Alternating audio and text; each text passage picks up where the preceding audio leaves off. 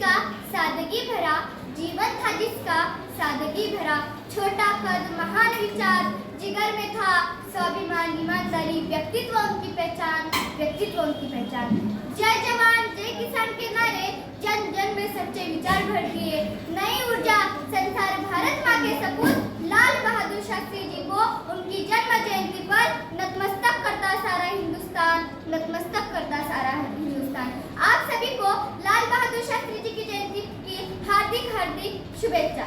नमस्कार, माझे नाव शेख अल्फिया मोहम्मद शकील सरदार वल्लभभाई पटेल प्राथमिक विद्यालय येथे इयत्ता 8वी मध्ये शिकत आहे। तसेच आज आयोजित केलेल्या वक्तृत्व स्पर्धेत विषय मांडत आहे लाल बहादुर शास्त्री। लाल बहादुर शास्त्री यांचा जन्म 2 ऑक्टोबर 1904 रोजी वाराणसी येथील मुघलसराई या गावी झाला।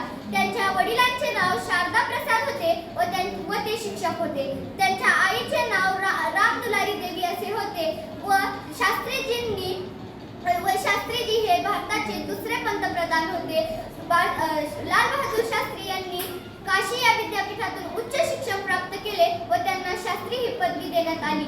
अहो, तुम्हाला माहित आहे का, लाल बहादुर शास्त्री यांनी जय जवान जय किसान हा नारा दिला होता। जय जवान म्हणजे सैन्याला प्रोत्साहन देणारे वाक्य आणि जय किसान म्हणजे शेतकऱ्याला प्रोत्साहन देणारे वाक्य। सैन्याला प्रोत्साहन देऊन त्यांनी भारत आणि पाकिस्तानचं युद्ध जिंकून घेतलं आणि ते विजय झाले। आणि जय किसान म्हणजे आपला भारत देश सुफलाम सुफलाम भारत देश बनवून आणला। असे होते आमचे हे लाल बहादुर शास्त्री। लाल बहादुर